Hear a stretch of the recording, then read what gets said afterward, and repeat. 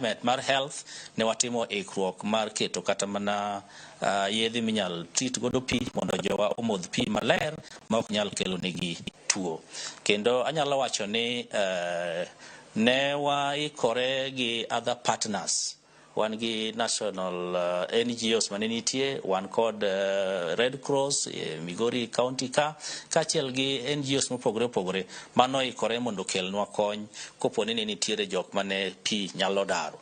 Kendo anyalo wacho ni kane ogik tarik 13 dwe ni, His Excellency the Governor mar Migori County no lead mwadhi Nyatike kendo ne waromo Angugo Chiefs Camp ka wa distribute chiemo ne ji, nikech Nyatike kende ji 750 ne oula ogolo e miechgi, kendo jogi kaka nawacho mokwongo gidak e dukni, gidak gi wedegi, kendo koro ne gikoso chiemo.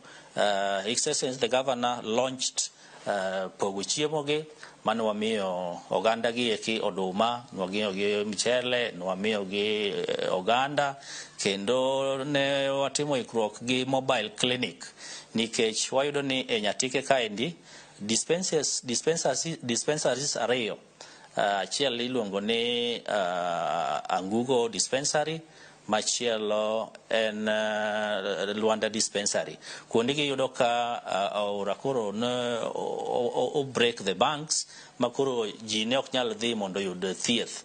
Koro ne keto mobile clinic mane en stationed kendo ji dhi to yude thieth.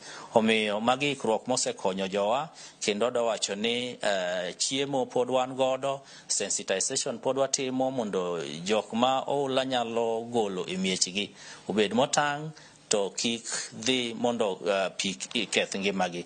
Kendo wacho ni kodhni osekelo kata mana dhier e ute jowa moko, yudo ka ute omukore, yamo walo utegi.